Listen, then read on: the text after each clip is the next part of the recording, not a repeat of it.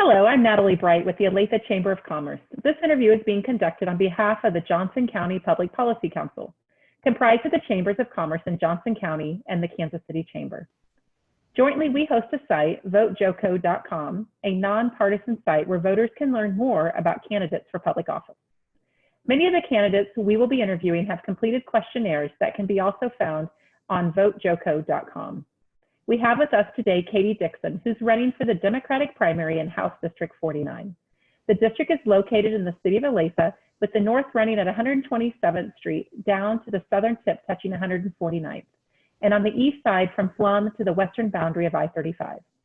Thank you, Katie, for joining us today to share with our members and visitors to the votejoco.com more about you and what your priorities will be if elected. We want to start today's conversation by spending about 3 to 4 minutes with you, telling us a little bit more about you and why you have chosen to run for the House District 49. Katie, are you ready? Yeah, I'm ready. Thank you so much for having me today. I again, I'm Katie Dixon. I'm running in Olathe for State House District 49. And I will just start from the beginning. We were just talking, I grew up on the Missouri side, and when I was old enough to choose, I came over to Kansas, to Olathe. So I've lived in the community for about 7 years. I have a 13-year-old son who goes to Olathe Public Schools. And I came here for the good school, the good education system, but also my work was close to here. I had my undergraduate degree in chemistry, and I worked for 5 years for an oil pipeline as a quality control specialist. After I worked, I decided to take a left turn, and I am currently a financial advisor. And I get to work with individuals making financial plans and helping them solve problems. I decided to run for a couple of reasons. I think that all voices need representation at the table, especially important tables where policy is being made. And I didn't necessarily feel that my voice was represented in my local politics. So I'm not one to complain idly. I thought that if you have an issue with something, like I said, I grew up on a farm and hard work is kind of in my blood. And so roll up your sleeves and get to work. So I'm honored to talk with you guys today. I've been a member of the Olathe Chamber and the Overland Park Chamber for a while, and then I'm a new member of the Mid-America LGBT Chamber as well. So thank you for your time today. Great, Katie, thank you. Well, these next few questions are going to focus on some key business issues that are important to our members. If you could just spend maybe approximately 2 minutes responding to each of these, that will allow us some time at the end to give you a closing statement and keep us at just about 30 minutes. Okay, let's get started. What do you see as the top 3 business issues facing the state of Kansas in the upcoming year? So, Natalie, I think that's a really great question. I think that the number one issue that we're going to have to face this upcoming year is COVID recovery. Our revenues are down and expenses are going up. I think that kind of overshadows everything else that we have going on, but I don't want to downplay the importance of being able to attract new companies and new industries to the state of Kansas. And so I would say for our top 3, COVID and our budget takes the cake. Attracting new companies and new businesses and new industries, and then retaining the high quality public schools that we currently have and making sure that those are fully funded. Because that to me, high quality public schools drive commerce. Great. That's a really good segment into.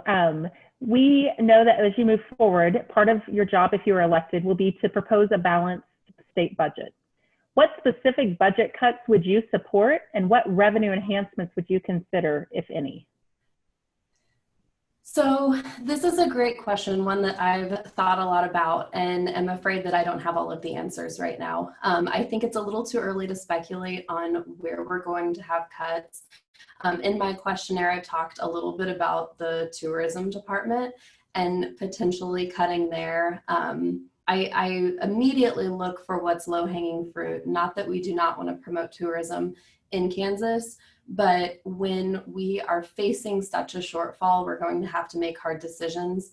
And so again, I don't want to downplay our tourism and our tourism department, but there's going to have to be cuts. And so that is one that just immediately comes to mind that we could take. In the middle of a pandemic, it doesn't make sense for us to probably be promoting people to be freely coming and going and potentially spreading. So I know that that is not going to have the impact that to balance a budget, right? But it's starting with things like that. I come back to increasing the amount of businesses we're able to bring into Kansas. Now, again, this next year, I feel like is just an interesting can of worms in and of itself. And I appreciate the ability to learn in this topic and have an open discussion with the legislators, with the business community, and with the constituents to help understand where we can make cuts that are going to be absolutely necessary. Now, long term, we're hoping, right, that we don't have to continue with those cuts and that we can come back to a place where we are whole, where we feel whole. And then what can we do? How can we work with departments like the Commerce Department to attract and retain those businesses and the high quality workforce? That is a great segue into my next question. What would you do to grow and develop the state's workforce? Hey, listen, apparently I'm great at the segues today. I didn't have these questions ahead of time other than reading the questionnaire. So to develop a high quality workforce, in my mind, it starts with our public education and funding that at an adequate and an appropriate level, not just adequate, at a level that maintains excellence. One of the things that I've been exploring is how can we create more workforce readiness, and concurrently, how can we make the cost of a college education more affordable to everyday Kansans? And I would like to point to Olathe's 21st Century program. I think that this is an excellent example of where we get it right. And one of the things that we as a community have done really well in preparing our workforce. Now, the flip side of that is when you have a good workforce, you have to have high quality jobs and high quality companies for these students who are entering the job market to go into, and that's from entry level all the way to experienced. So that would be focusing. So we're going to work on creating high quality candidates that can go into the workforce, and then a place for these Kansans to develop their skills all the way through to have a full career. And that would be working again with our Commerce Department, with people with chambers, to come up with innovative ideas with how we can attract new businesses to this community and to all of Kansas. Well, and tied to workforce is always education. So the next question is, can you share with your views what they are on K through 12 funding? So I am very thankful that our Constitution requires us to fund our public schools. I had said earlier in this interview that part of the reason I came to Olathe was for a high quality education for my son. And what I tried to say, but I stumbled over, is high quality education drives I'm stumbling again. Apparently I got to get this one right, but forgive me. I'll get it right at a later date. When we have workforce ready students and we have students that can attain this high quality education, that is paramount. And we are seeing that, and I'm stumbling here, Natalie, this might be one of our cuts. So I believe one of the reasons that I came to Olathe is for the high quality education. And I'm glad that our Constitution requires us to have a fully funded budget for our public schools.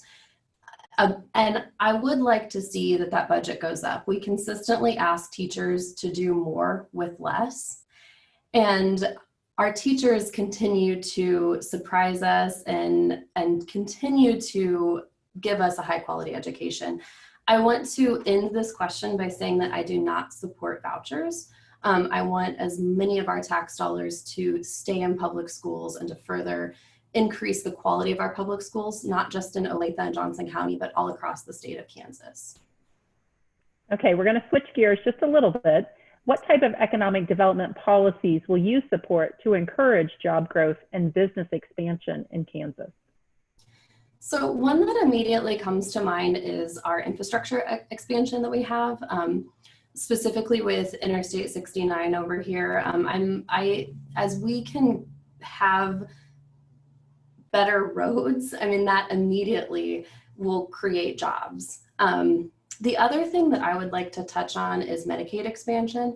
Medicaid expansion will inject some money from federal dollars into our Kansas economy, and I think that we would be remiss to not talk about that as far as increasing our level of commerce and what we're able to do. Well, that's a great question, because I was just getting ready to ask you about what your position is on healthcare policy and Medicaid expansion. Yeah, so I think that Kansas is ready for Medicaid expansion. It was kind of clear in last legislative cycle that Kansans want this. It's something that's good for Kansas. Not only does it increase our access to high quality healthcare, but it's going to provide an economic stimulus. And we have so if I'm elected, I immediately think of Olathe, right? But I would be a legislator to all of Kansas. And we have some areas of drought in Western Kansas where access to healthcare is not there. And so this expansion would help us on multiple levels. So I am definitely for expanding Medicaid in Kansas. And I hope that we can get this done next year in our next legislative cycle.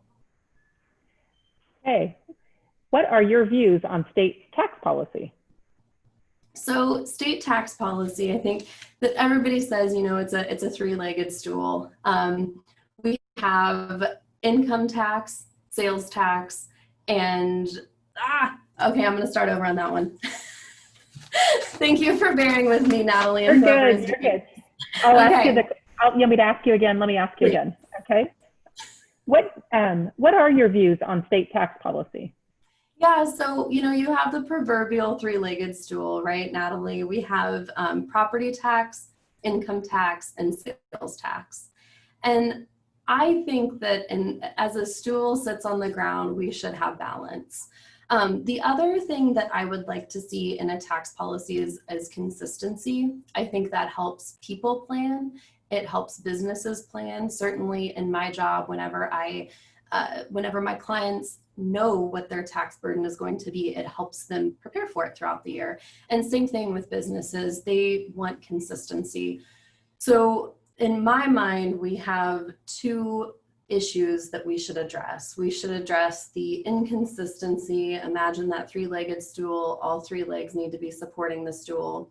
And we need to work on our consistency for not just for our individuals. When I think of property tax, I think that that's something that's fairly inconsistent on an individual basis. And then just overall for businesses so that they can prepare and plan for taxes.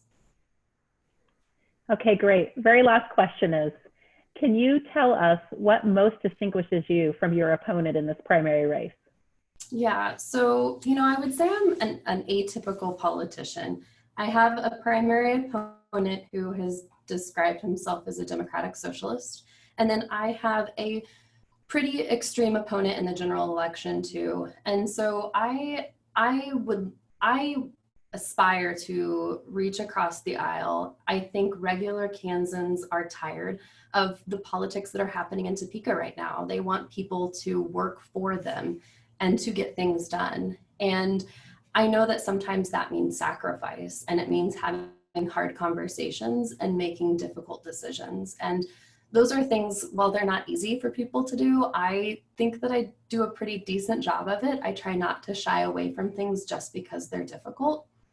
And I really genuinely come from a place that I want to better our community.